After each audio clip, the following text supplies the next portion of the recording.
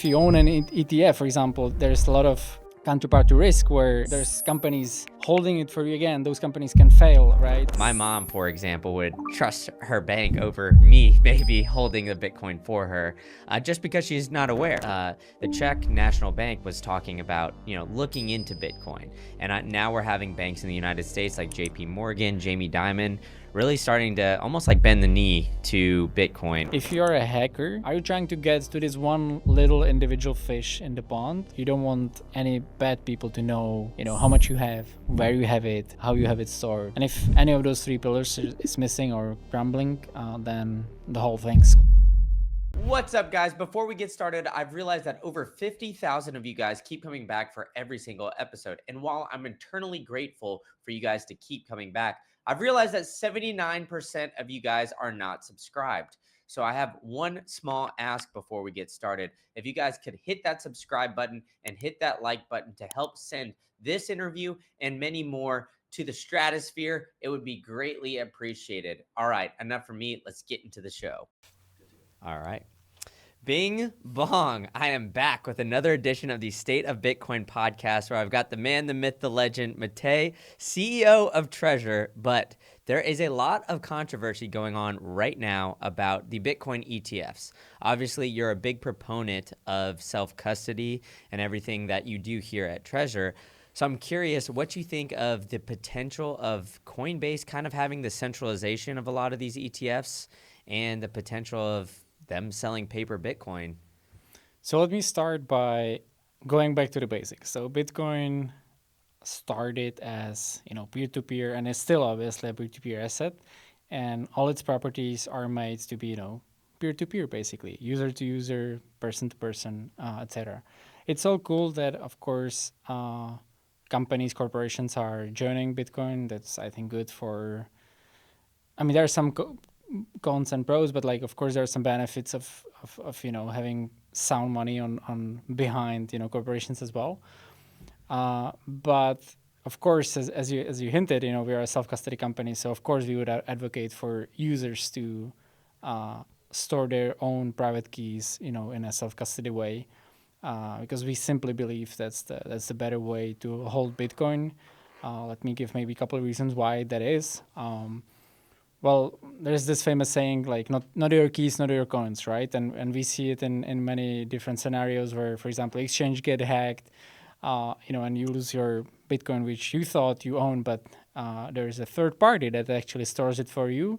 And if they lose it, then, well, you lose the Bitcoin yourself, obviously.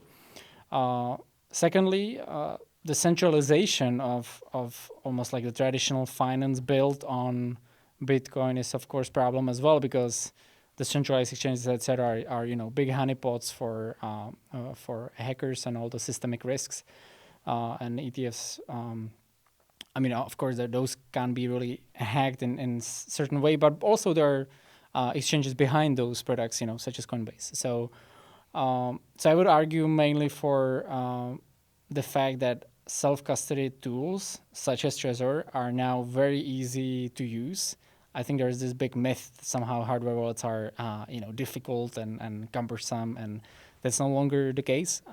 We as a company, I think, put many products that prove that hardware wallets are easy to use, and users should store the keys individually and self-custody their Bitcoin, as was intended by Satoshi Nakamoto. Yeah, definitely that's the way, right? Is just self-custody, hold it yourself, be your own bank, so to speak. But I think it's really interesting that we're starting to see traditional financial institutions start to come on, specifically like BlackRock and, coming into that. So I'm curious, with your experience, kind of being in the space for a while, now we're seeing traditional finance, the big players, right? The ETFs have been here, at least in the United States, for about a year. They've been in Europe and other countries for maybe a little bit longer. So do you think that it's a net positive because it will give an initial touch point to Bitcoiners where it's like, all right, whatever tax-associated account, you can now have access to Bitcoin? Or do you think it's maybe a negative because you're not practicing Bitcoin the way it was initially, designed as that peer-to-peer cash? Yeah, it's a good question. I would be So it would be hard to speculate for me specifically what where the future will be. So as to speak whether it is like net positive or negative, I'm not sure it would be the answer today. I think it's done good for Bitcoin advocacy in general. Like it's been, now it's like a big political topic, for example, Mm-hmm. right? Like the president of the United States is talking about, Bitcoin all the time. Well, that's probably, maybe in some ways in a disservice as well, launching his own token, etc., like all those controversial sort of things. Um, but I think it's good in terms of accessibility to the topic itself. It probably brings a lot of attention to Bitcoin. But on the other side, exactly, if the main story is that no matter what form of Bitcoin you should own, and the end user, the retail, really doesn't care, then it worries me a little bit. And again, I think it's our job as a company to persuade customers to come the right way, as was originally intended, and not just like for the sake of the original intention, but for the sake of it makes sense. Like if you own an ETF, for example, there's a lot of counterparty risk where there's companies holding it for you. Again, those companies can fail, right? So as we've seen many times in the past. By the way, Bitcoin started as in 2008, right? As after like one of the biggest financial crises in the history of the capitalism, basically. So those it was supposed to fix the money problem that we had in the fiat. So it's worries me a little bit that now Bitcoin becomes this topic as it's like it's a great asset that yields well, etc. But the original principles should not be forgotten, and I think that's why we are here specifically. Yeah, 100%. And I think you guys do a great job. And we're here in Prague, coming to you live during the conference. But I think it's really interesting here because you brought up the U.S. and everything, right? But the Czech National Bank was talking about looking into Bitcoin, and now we're having banks in the United States like J.P. Morgan, Jamie Dimon, really starting to almost like bend the knee to Bitcoin, where they're originally were really against it and everything like that, and now they're talking about potentially looking into custodying it and offering these products to their clients. So outside of the ETFs, how are you looking at potentially like banks as a custodian? Because my mom, for example, would trust her bank over me maybe holding the Bitcoin for her, just because she's not aware, right? So how do you see that developing? True. So I think in terms of like store value, it makes sense, right? Because the underlying asset Bitcoin will store value. It stores value very well. We see it, of course. So, but I think we should ask whether the other properties of Bitcoin of this sound money is met when you would custody it with, for example, with a bank, and and that's no, right? So can you like send it quickly? Can you spend it quickly? Can you do those things? Well, not really. And is there a risk that somebody will take it away from you? Yes. So yeah, so obviously I would love Bitcoin being used like directly, also on chain or the layers above. It's all good, but when it comes to basically traditional finance, I'm obviously a bit more skeptical. Um, but then again, as you asked before, like does it ultimately do good in terms of the PR? Probably for now, yeah. I think it have done some good in terms of like more people know about Bitcoin now, and I can see it even like personally, right? Like people like friends that I haven't heard of like in a long time would reach out again and they say, oh, what is this Bitcoin thing? So and they probably hear it through the channels of kind of more traditional channels in a way, not like on a cypherpunk meetup. So in that sense, yes, but yeah, I would still love more people to really care about the basics and the grounds and why Bitcoin. Yeah, 100%. And, you mentioned the US government kind of coming in, Donald Trump. I think I remember my mom when Tesla was first accepting Bitcoin, she was like, oh, if Elon's doing it, it must be something smart, right? So as you've been in this space for a very long time, right? Trezor's been around, one of the oldest companies in the Bitcoin space. Mhm. Uh, how have you seen this just develop like in the last 4 to 5 years? And has anything like really surprised you on how quickly things seem to be moving right now? Right. So just for example, the fact that Bitcoin has become or became a topic in the U.S. presidential election was honestly a big surprise. Mm-hmm. I mean, I expected it would happen at some point, that it would get into politics in such way, but to for it to become such a big topic was a bit surprising, to be honest. The institutions, I think it also happened faster than I expected, right? So now even BTC Prague had a whole day of like corporate day, and where I went yesterday actually, and Bitcoin as a treasury and many corporations have been discussed, or that was the main topic basically. So I think yeah, a lot of companies are joining the space, and again that was kind of fast. That it happened quickly, basically, or it's like suddenly, then quickly, or Yeah. what is this saying? So I think that's what. No, sorry, not suddenly, then quickly. It's It's a gradually, then suddenly, is that kind of, exactly, yeah, yeah. exactly. Like, sorry, that's that. So I think that's exactly what was happening, right?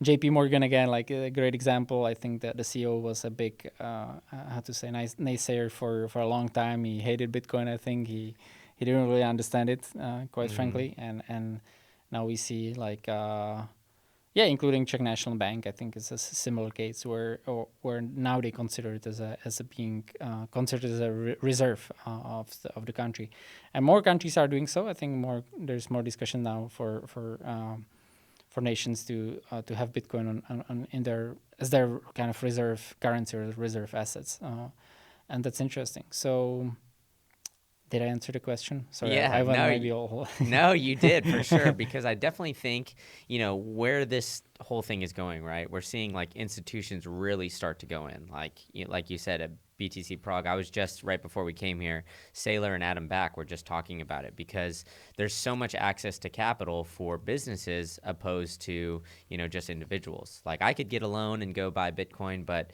if all of us in this room together were just say, hey, we're a company now and we want to go get a loan, well, the power of us, we could get a lot bigger loan and then just buy all of this, right? Buy a lot more Bitcoin a lot quickly, or a lot more quickly. And I think it's just interesting that the traditional financial tools that are now starting to come to Bitcoin, and then on top of it, governments talking about it, I think is really changing the game.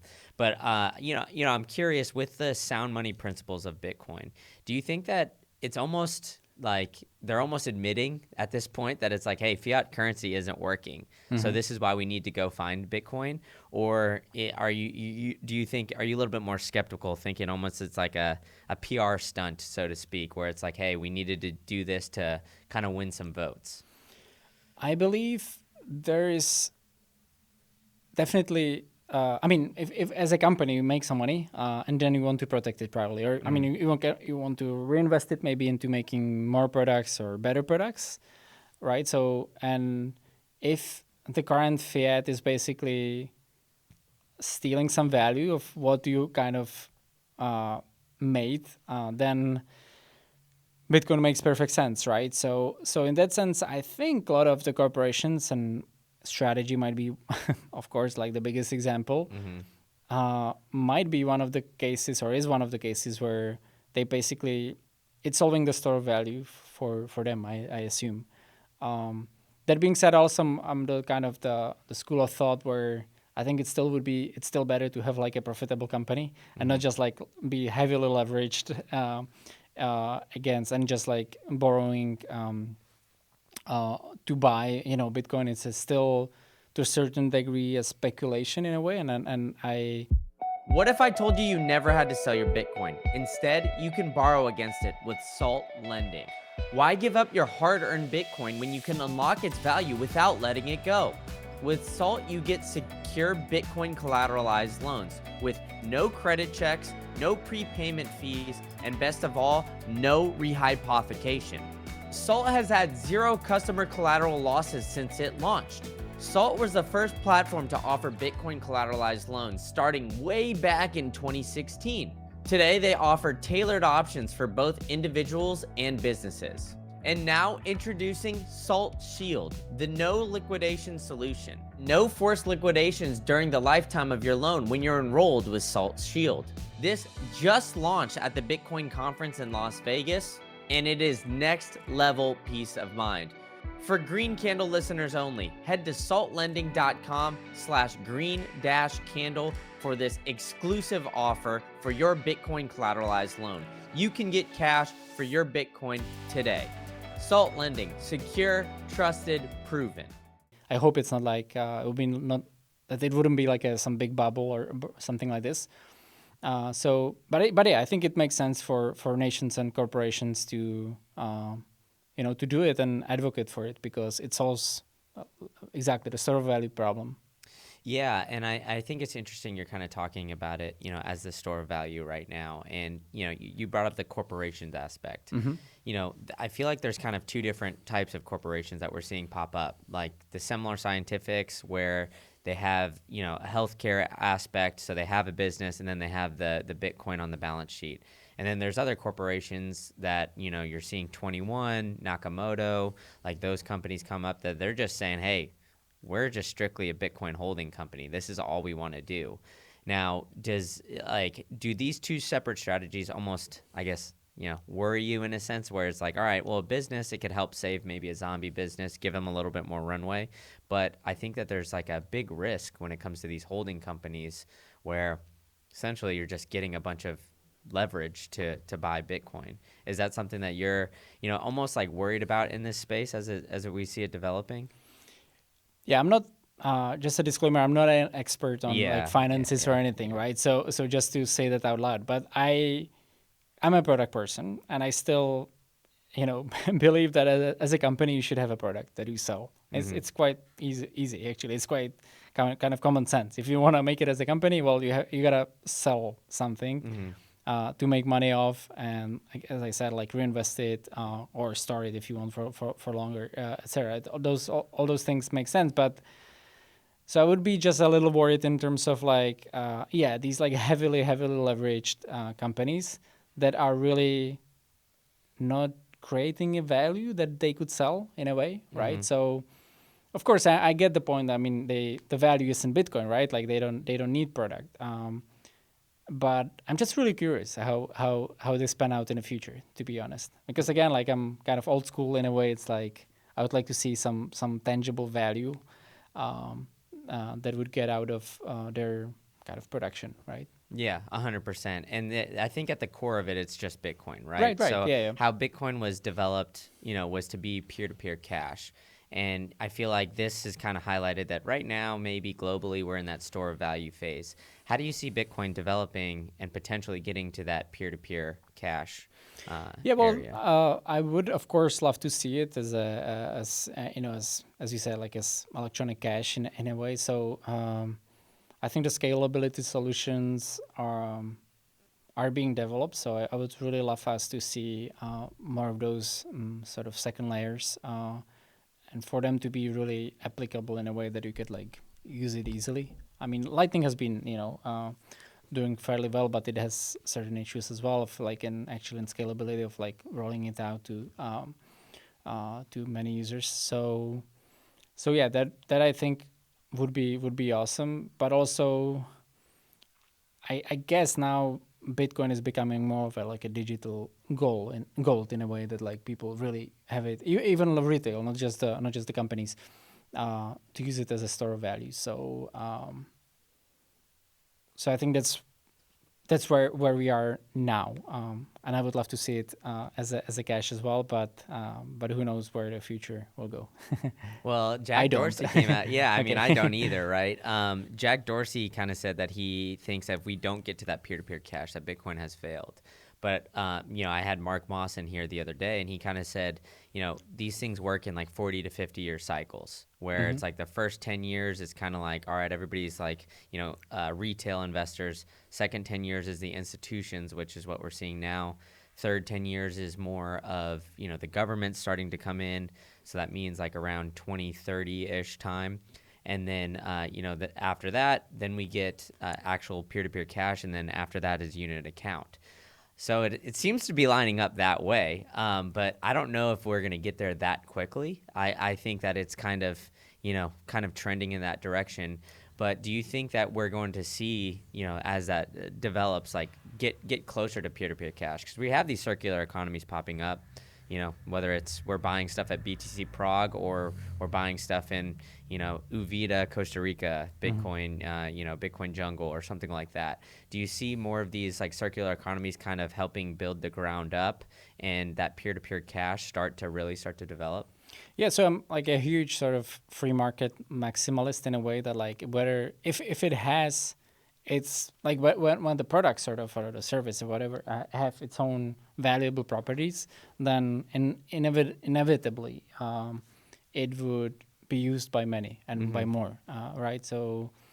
Um, so I think in this case, it's the same thing when if we build tooling around Bitcoin and about keeping it safe and about your ability to spend it quickly, easily, etc. Then I think it can it can be the case. But yeah, the scalability is currently of obviously the issue. So it's something we have to work on as a community. Um, and yeah, and I would love to see it happen, of course, because again, like we are Mm-hmm. Bitcoiners, right? So Yeah. How do you see like the development of cold storage and like potentially having the hot wallets? How do you see that kind of developing? Do you think like that's going to essentially, I guess, change people's personal finances where maybe, hey, I have a stack in cold storage, I have a stack on a hot wallet, for spending and kind of having different piles? Or do you think that there's going to be a way that these things kind of like mix and coincide together here in the near future? yeah, I can see that they would live together in like one ecosystem. I could see that happening easily. Again, like provided it's safe, I think kind of the sort of top up analogy is probably the easiest, right? So you can have the cold storage, you can top up some whatever app it is, and being it the same product or a different like a competitor, for example, or somebody else in the market. So yeah, those things I can see happening, and uh, yeah, and I think it's how ideally how it would work, right? So like also I'm not afraid to say it's even okay to start. I think with custody if you really don't know Bitcoin at all, and you're maybe just starting out. It's fine. Like just try to send your first transaction maybe off the custody to on chain. Like try different things, learn a little bit, and then ideally the end game is have a cold storage and then exactly and have some you know today like mobile app that you can spend Mm-hmm. easily. Yeah, I mean, I definitely think there's levels to it, right? Yeah, yeah, Like when you exactly. first send your first Bitcoin transaction, I don't know if you remember yours, but I remember my heart racing because you're waiting for a little bit and you're like, is it actually going through? Did I copy everything correctly? I don't really know. But yeah, I definitely think that it's going to be, developing in that realm. It's actually funny. I saw a study the other day that River put out that 55% of all Bitcoin that's currently in circulation is in cold storage.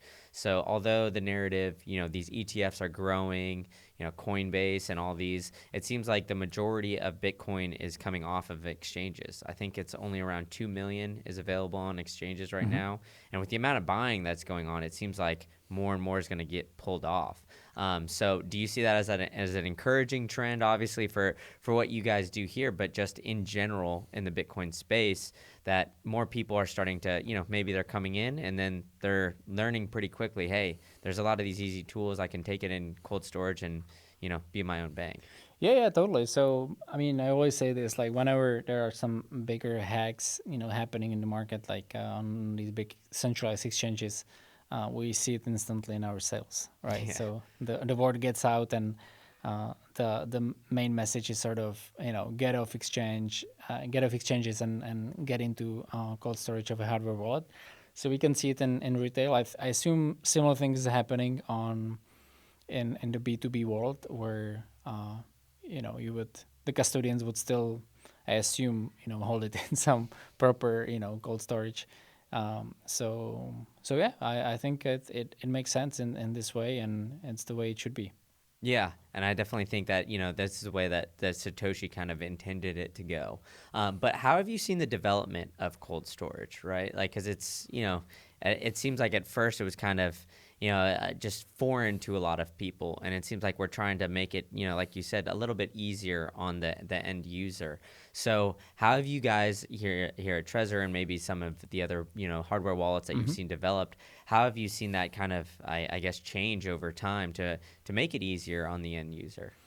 Yeah, so usability is a huge part of what we're trying to do and accomplish and improve. Ultimately, I think there has been this myth that hardware wallets are hard to use, as I said before, and that's no longer the case. They are actually very easy and intuitive devices and intuitive applications built around them.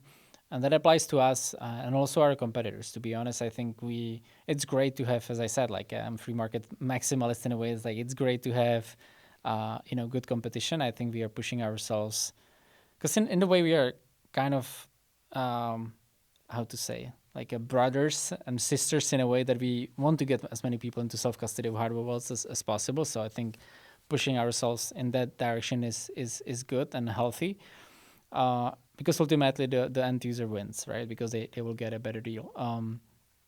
And so, yeah, we are trying to do a lot in terms of privacy, security, and usability. We always say those are the three pillars that the self-custody is built on. And if any of those three pillars is missing or crumbling, then the whole thing collapses, right? So I think, again, hardware wallets used to be these geeky devices with horrible software that only engineers could use. That's no longer the case. It's actually, very, very easy. Yeah, it definitely seems like, I mean, hey, like I have no problem using it. I mean, I definitely think that this is the way, right? Like more of these hardware wallets. I mean, we've got the development of the hardware wallets back there from you guys as well, which I think is always really cool to see, just kind of how it's shifted and changed in general. And like you said, I think, having a few different options, let's say, the cream rise to the top, you guys have a little competition. It's all good for everybody. But the privacy thing, I think, is kind of unique. Because, Bitcoiners stress privacy in a sense, right?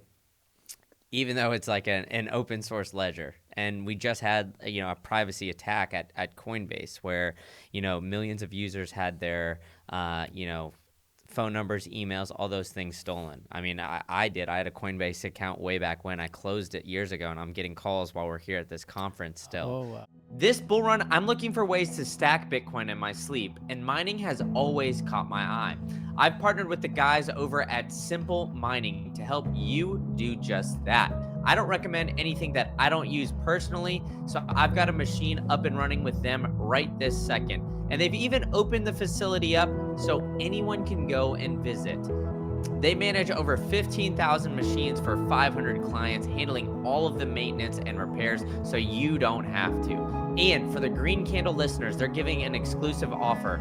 All the repairs for the first year for free. So if you've been thinking about mining, head on over to simpleminer.io/greencandle to get this exclusive offer and learn about the potential tax benefits that you can get from mining with Simple Mining. All right, enough from me. Let's get back to the show. oh wow. So, yeah, I'm curious kind of how you see not only, the privacy from, having it with the cold storage device, but also, just having it off an exchange, how that's kind of developed and maybe the mindset around that when we see events like what just happened with Coinbase. Yeah, so number one, these exchanges are centralized, right? What it means that why it's a bigger problem or bigger risk for the user. Well, basically, if you're a hacker, are you trying to get to this one little individual fish in the pond, or are you trying to get like to a like maybe shop with like all the data that you can steal? of course you will do that because it's more practical. You will possibly gain more, right? So obviously these big companies are much larger target, and they are targeted, and as we see all the time, both on the key side, like in terms of security of the underlying, keys of the coins and Bitcoin and other crypto, but also the security. Now the security is extremely important. Again, going back to the pillars of self custody, because the point of self custody is you are your own bank, so you don't want any bad people to know, how much you have, where you have it, how you have it stored, how to get to it. So for us as a company, for example, we really take that super seriously, and we don't really know anything about our users in terms of how much they have, and uh, anything about their keys, etc. That simply the system is built in an open source way, so it's auditable by the expert community, but also in a way that we cannot really track those things. So, and that's very important. On our eShop, for example, we delete the data. I mean, of course, you need to have certain, for example, data to be able to deliver the goods to the users, but then we delete those data points, and it's quite important. That's something we take very seriously. Yeah, and you guys have definitely built up the trust of the community over a long period of time. But with these waves of the Bitcoin space, right? It's a lot of volatility, just not only in the Bitcoin price, but in Bitcoin in general, right? When Bitcoin's pumping, everybody's like, "All right, let's do this thing," and then when it's crashing or just like kind of floating along, everything's all quiet, right? Mm-hmm. So how have you guys, with being a Bitcoin community that's been able to, or a Bitcoin company that's stuck around for so long, how has that been just weathering the volatility waves? It is specific. It is specific to this industry, and we have to plan very carefully. Also, hardware specifically, because we are a hardware company predominantly. You need to manage your stock carefully, right? So you want to have just the right amount, so like not too much, because that obviously that tanks your cash flow.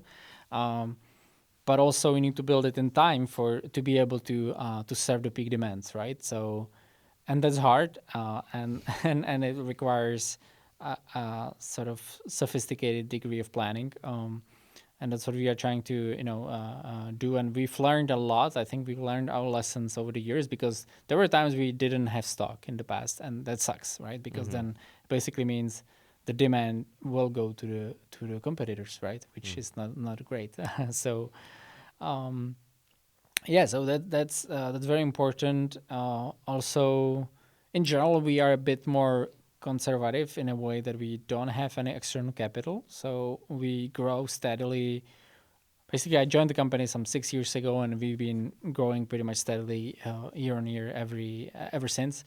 And but we grow conservatively in a way that it's like we would not hire like 200 people and then fire 150 the Mm-hmm. next 6 months or something. So that's what it means to live off our own capital.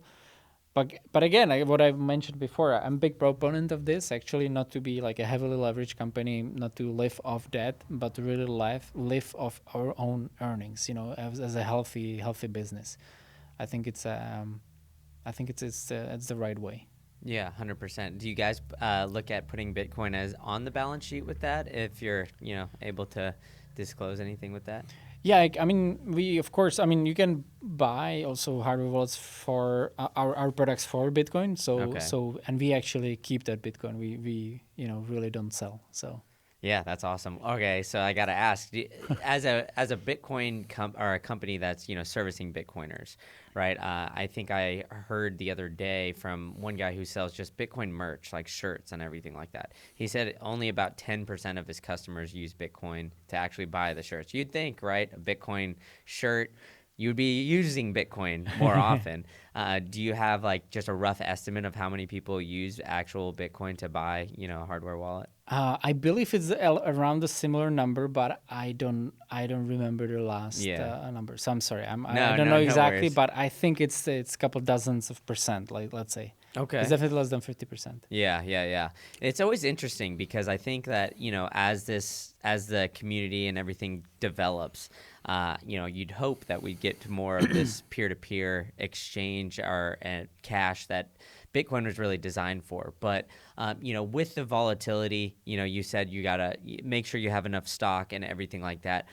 Outside of, the stock challenges and the waves that, we see in the Bitcoin space, has there been any other challenges that you think you've faced that have maybe been a little bit abnormal to a normal business just because of, not only the volatility of the Bitcoin price, but, the volatility of just the space in general, it seems?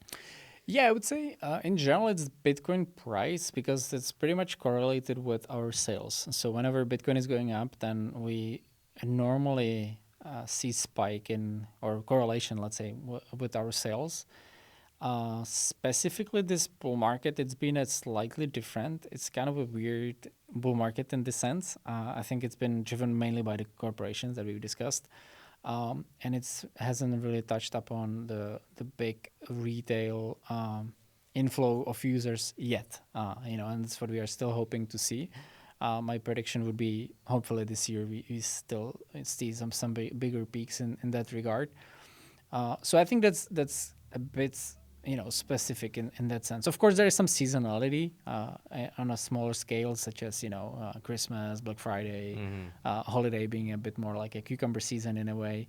So yeah, in that sense, there are some specificities, and it's mainly Bitcoin price, quite frankly. Yeah. So then, you brought up this cycle, right? We're seeing more institutions come in, and we haven't really seen retail come in yet. How are you viewing this cycle? Do you think that it's going to be, maybe that slow creep up, or do you think that once retail starts to come in, and because we have these institutions, maybe we'll see that coveted super cycle? Like, how are you kind of seeing, this cycle maybe compared to previous cycles? Yeah. It's always hard to predict these things Yeah. because they're almost certainly wrong in in some regard. Uh, but I think it might just be the case that the big cycles are over. Like maybe I don't know. Maybe it's just there was always this like halving story. Then like every 4 years, etc. And then the peak within a year, or the next sort of full time high. But who knows? Maybe it'll be more linear in this sense, right? Maybe there are no. Yeah, so that might be the case. I'm not sure. Obviously, I still hope there'll be strong um, bull market again. This year and hopefully next year. But whether those big cycles will repeat, again, I'm not sure, to be honest. I think I would spoke differently, 3 years ago, for example. I would be like, no, 100%, there's like another one coming and going down, then going back up. Now I'm not so sure. Well, what's changed then? Why do you think that there's been a little bit of a change? Is it because of the Okay, so you've discovered Bitcoin and are on the path to financial self-sovereignty. But simply holding Bitcoin is not enough. You need to make sure that it's scored properly and you are in 100% control over all your assets. So sharing your keys with third parties and taking on that counterparty risk is not the answer. The answer is pure and simple. It's uncompromising self-custody, and there's no better way to do it than the Bitcoin way. They've got over 25 years of cybersecurity experience, and their team of experts can help you properly self-custody your Bitcoin, secure your digital life, configure your privacy phones, and even establish a Plan B residency if you're looking to do so. So I'm going to help you guys out here and give you a free consultation if you take the first step and visit thebitcoinway.com/green candle, and you can check out the boys at the Bitcoin Way and see how they can help you become self-sovereign. Price action that we're seeing, or is it because of the players that are coming in? Why do you think your opinion has kind of changed over this? I think all of that above. Also because mainly I assume it's because paradoxically, because it has become such a big topic. There are no big PR events any longer, right? Like now it's like constantly everybody's talking about it, including Trump, and then maybe there are no like these sort of rushes of like the gold rushes or the the Bitcoin rushes of that were here in the past, of this like huge FOMO driven purchases of like a huge amount of like retail investors.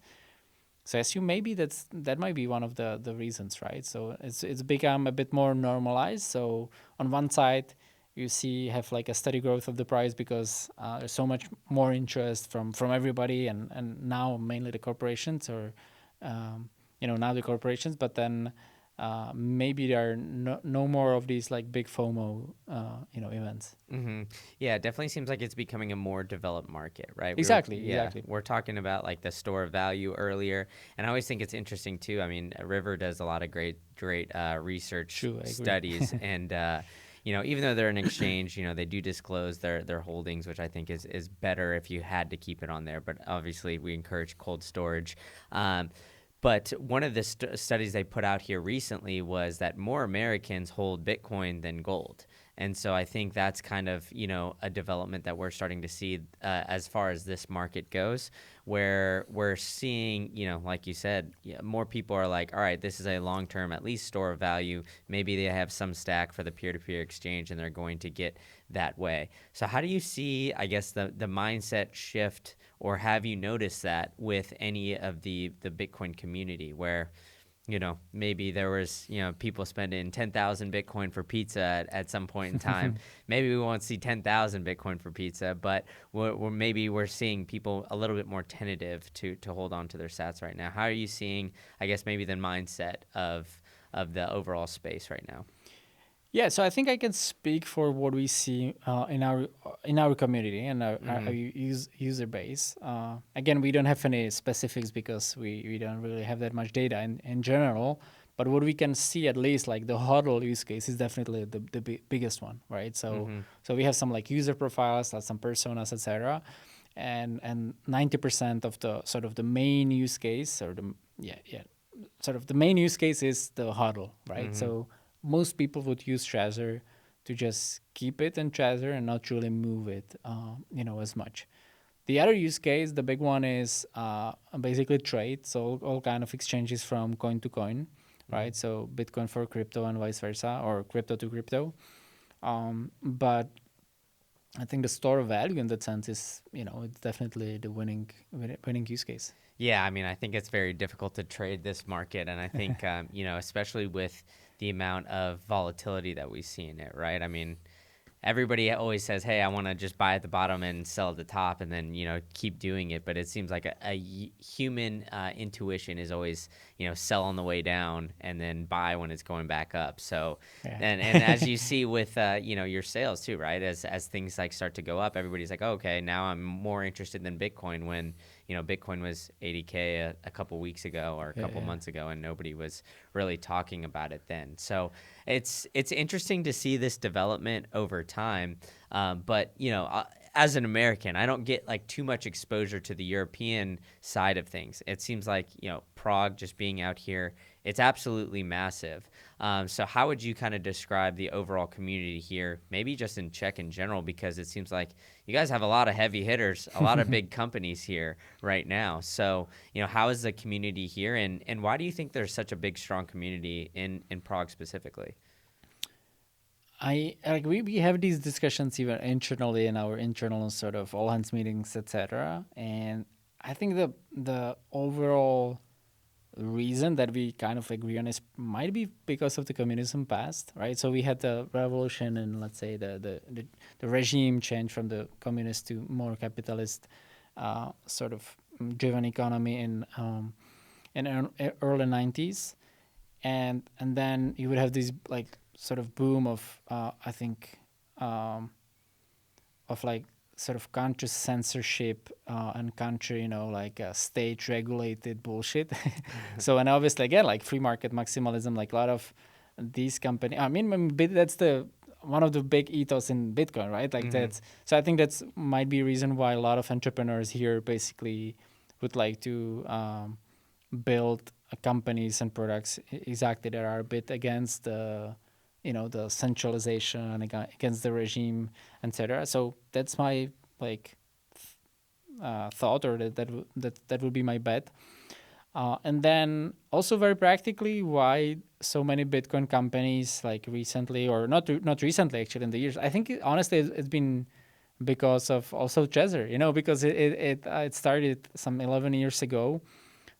Started by two founders that or one of the founders before actually he created the first mining pool as well. And from that I would say it's almost like a Trezor mafia in a way, like as opposed to PayPal mafia. I think famously, it's like these like companies that then there's a lot of spin-offs into other companies, because in Satoshi Labs Holding, which is Trezor is one part of this group. We also have Invity that is like onboarding new users into Bitcoin. We have Tropic Square, creating a first auditable chip, secure element, and we have Excel, which is like a company that it's an app that you can buy non KYC Bitcoin from other users. So I would say it's almost like one idea sparks other ideas. And I think success of specifically Trezor and the mining pools that one of the founders started has kind of created other opportunities. And also I hope I would like to I think it's that way, but like also because I think we try to do like things exactly in an open source way and kind of transparently, and how to say, in like a nice, that's a bad word, I'm sorry, looking for the word, but like in a like very pro and very community driven way, right? So we really care for our users, for their feedback, etc. So yeah, I think in a way Prague is kind of a Bitcoin capital of the world, I would say. Yeah, I mean, hey, like I said, when I came over here, I was like pleasantly surprised, and I know of all of these companies, but I just, never really thought, oh, like this one's in Prague, this one's in Prague, and then you come out here and you're like pleasantly surprised that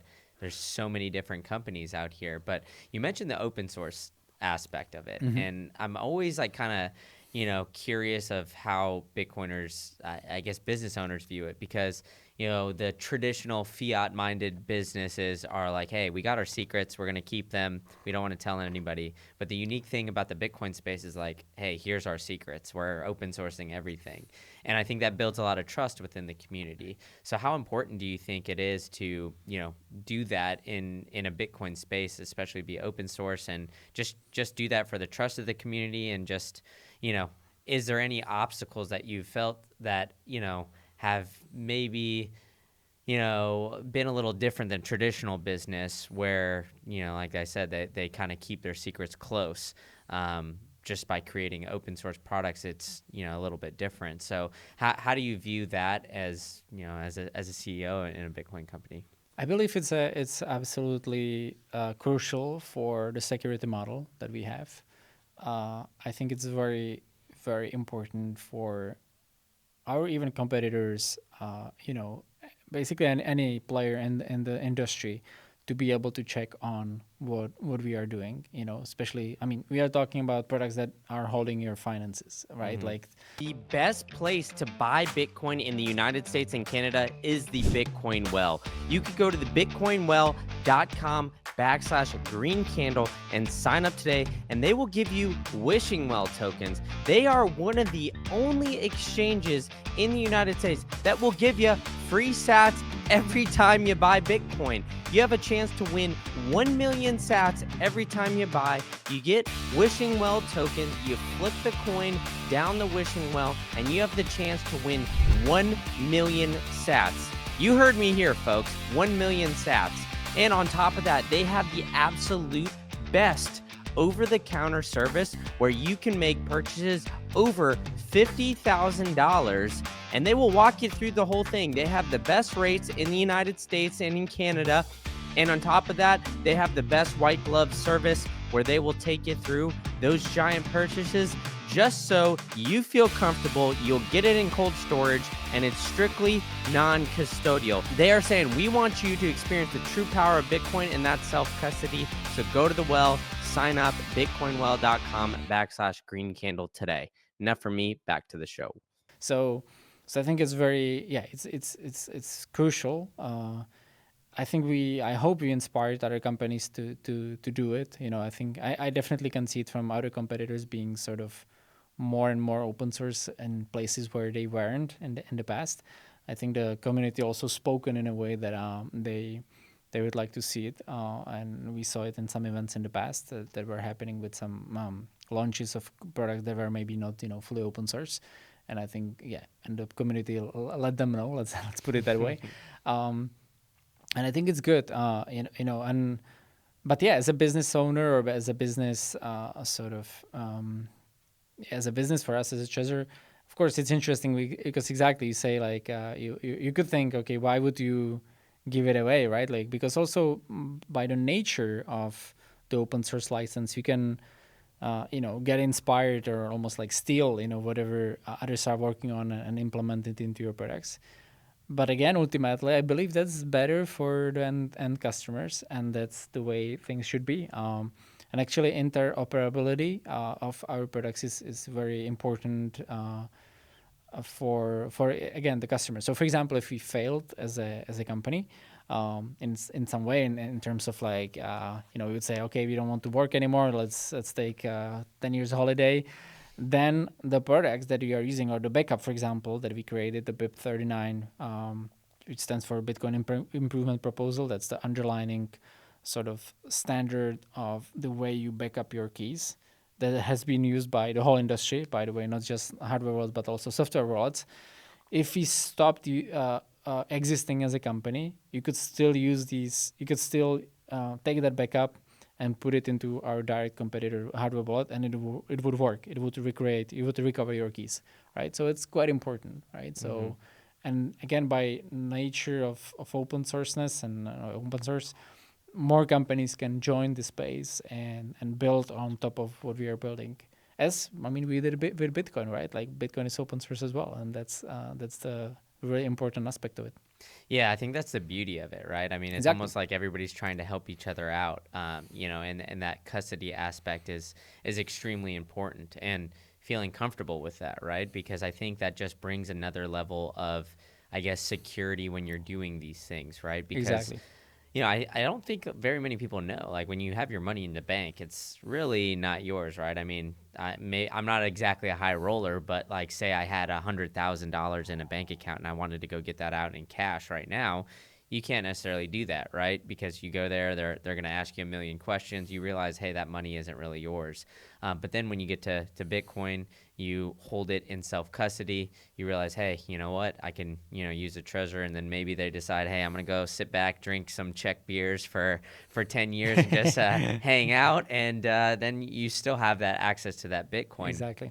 So I think the open source and the community aspect is very big.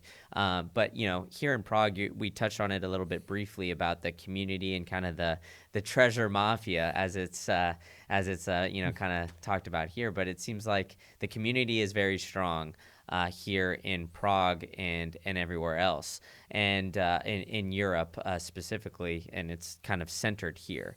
So you touched on a little bit about the companies being built here, but how do you view the community and like kind of embracing it? Is there any like unique aspects that you think are pretty unique to just being here in Prague that you haven't necessarily seen anywhere else? I'm not sure whether there are some specifics. I think maybe we are a bit more like taking it on a very individual level. I think we are very, how to say, like a private people in a way. We don't Okay. really. It was shocking to me. I went to Bitcoin Amsterdam last year. I think it was 2 years ago. And I don't know if you've been to Amsterdam, but No, I haven't been to Amsterdam before. look, so you need to see this online. Like, I bet you will find some information about it. But it's amazing. You walk on a street, and you have like these, I don't know, 2 3 story buildings or something, like 3 floors or Mm-hmm. maybe 2 floors even. And you have like these tiny streets and these like little water canals. It's beautiful. And then you walk there at night, and all the like buildings have their the windows are basically not covered by any like sheet or anything, so you can see exactly what the people are doing, in the in the ground floors, right? Yeah. So they would be like watching TV, like 1 meter from you, like walking on the street, and they would not like cover the windows, for example. So it Yeah. was like really interesting for me to see that. And I think for us as Czech people, it's exactly the opposite. Like we would, like if somebody could saw you from the street, like you would cover, the last, like inch of the window or something. And I feel like maybe that's something why like people are interested in Bitcoin and self custody in general, because it's like their own little like dirty secret, like Mm-hmm. and they like to talk about it maybe with their friends, but they're not it's like they're not like boasting about it, and as maybe some traditional traders would do or something, right? Mm-hmm. So maybe it's a stupid analogy, I don't know, No. but it's just like I think we are kind of like private in a way. So and I think there are some properties of Bitcoin where, yeah, you make it as your little secret. Yeah. No, I mean, I understand. And you were talking a little bit before on the car ride over here about a little bit about your personal life with me. So I want to dive into that because I think it's Okay. unique kind of how you've Okay. used Bitcoin to be, like live a little bit more free. You talked about paragliding and the commercial that you made with that. How did you even get into that? How are you like, all right, you know what? I'm going to go jump off a mountain and fly off with a parachute because that seems a little crazy. I mean, I've jumped out of planes, so I mean, maybe I'm crazy too, and every Bitcoiner has a little bit of craziness to them. But how did you decide to get into paragliding specifically? Interestingly, I think it's going back to the freedom. Honestly, I love mountain sports in general. I'm a climber and mountaineer. I love like the freedom of the hills, as there's this famous book, the same name. So I exactly love this like feeling.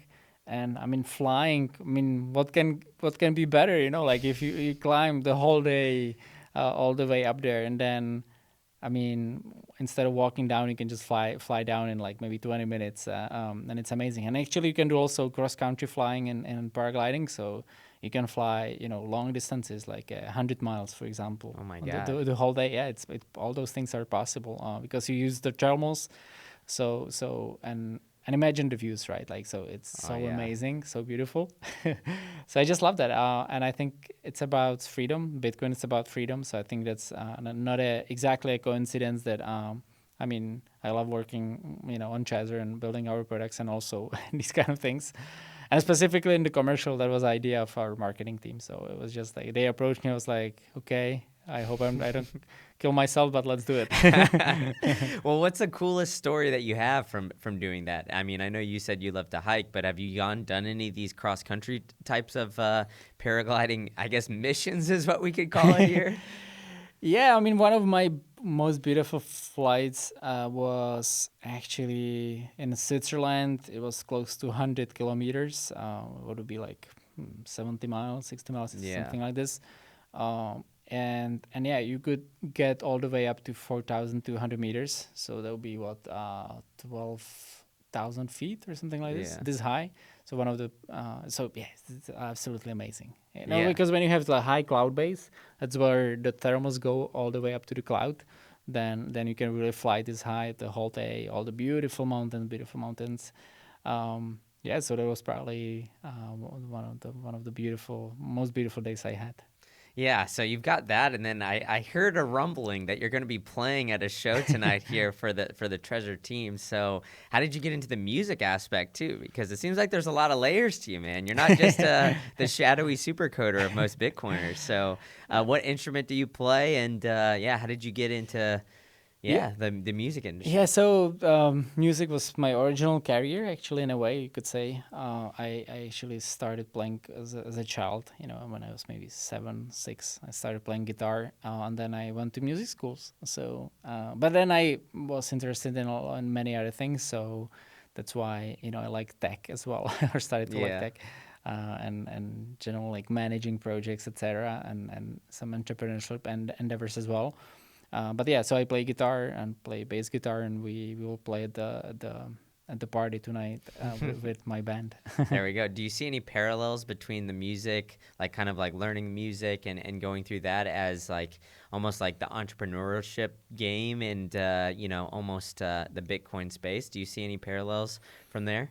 Maybe not necessarily with the Bitcoin space specifically, but as in entrepreneurship and maybe like a building company for sure, because it was completely normal for me to practice 8, 10 hours a day. Like I by a day I mean including weekends, all the time. So but whenever I could play, I would play. When I was from the age of, I don't know, like maybe 10 to 20, for 10 years maybe I was doing that really, really quite a lot.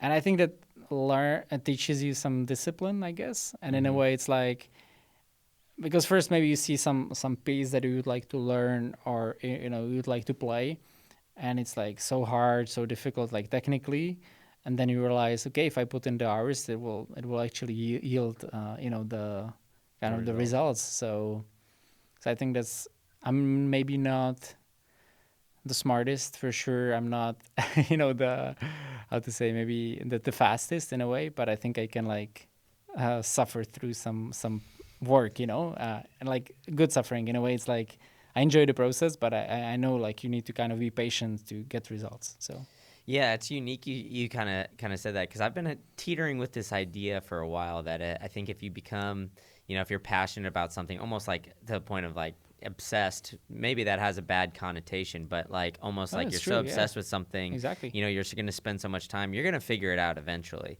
So Yeah. I feel like that's, how a lot of Bitcoiners, when they had that aha moment, that's how they kind of got into it. And then same with like music, sports, maybe some other things. Yeah, it brings me back. Like, you have the music aspect, you have the adventurous aspects. How did you find Bitcoin? How did you get into to all this? And then be crazy enough to be like, you know what? I want to be a CEO of a Bitcoin company.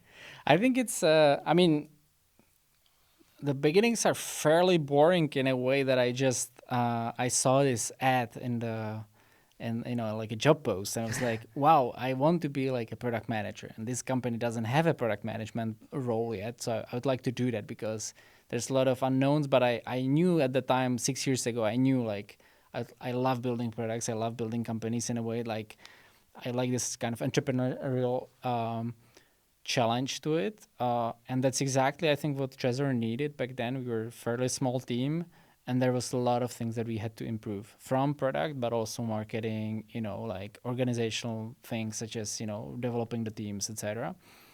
And that's why when I came in, and I really, really enjoyed it. And I think I have been working quite hard, like to, exactly as I said, like I put in the hours, and I think it was important. And then yeah, again, like I got obsessed with it, Yeah. 100%, and I still love it. So That's awesome stuff. Well, one last question before we let you go. What all are you looking forward to, or like anything else? What was one thing that stuck out to you from this weekend here at Bitcoin Prague? yeah, so I yesterday specifically went to this corporate day that was outside of this main venue. But yeah, I was surprised how, I mean, a lot of companies are basically now discussing the Bitcoin treasury as their strategy. So I think that was kind of, yeah, new for me, but also quite far from what we are trying to do in a way. As we discussed at the beginning, I mean, worries me is probably too strong of a word, because it totally makes sense, right? I just like, it's just a bit, how to say, uh, not applicable what we are trying to do. Like we I mean, it's applicable for us as a company for sure, like but for the products that we are trying to build, it's kind of, yeah, not applicable. We are here for the retail investors, for the individual users, for the users that value their privacy and security, and that want to store their Bitcoin, directly, as they should, I believe. Yeah, 100%. So where could the users who are now looking for something with Trezor, where can they go find out more about Trezor and maybe even more about you? So Trezor.io is our website. So we definitely recommend purchasing products and learning about the products and purchasing them there.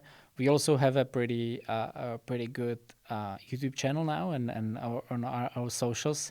Kudos to our wonderful media team, because yeah, like, the quality of our videos, I think, are now like amazing. I believe a lot of people can appreciate it, like the way we talk about the product, and it's almost like these little movies now. So I think I'm quite happy with that. So definitely our YouTube channel and our socials. And me specifically, I'm on Twitter, on X, on LinkedIn, but I'm not huge on social media, to be honest. So All right. Well, we'll find you and we'll link it all in the show notes. And yeah, you sure. guys have a great studio here and an amazing team. So you're doing an outstanding job. And yeah, thanks so much for having me, and look forward to hanging out with you more. Thanks for having me. Thank you guys all for tuning in to another great episode of the State of Bitcoin podcast. If you found some value in this one, please hit that subscribe button and that like button to help send this one to the masses. And I've got a surprise for you guys. I've got 2 more episodes that you have the chance to watch here. So go ahead and click one of them, and I'll see you guys all at the next one.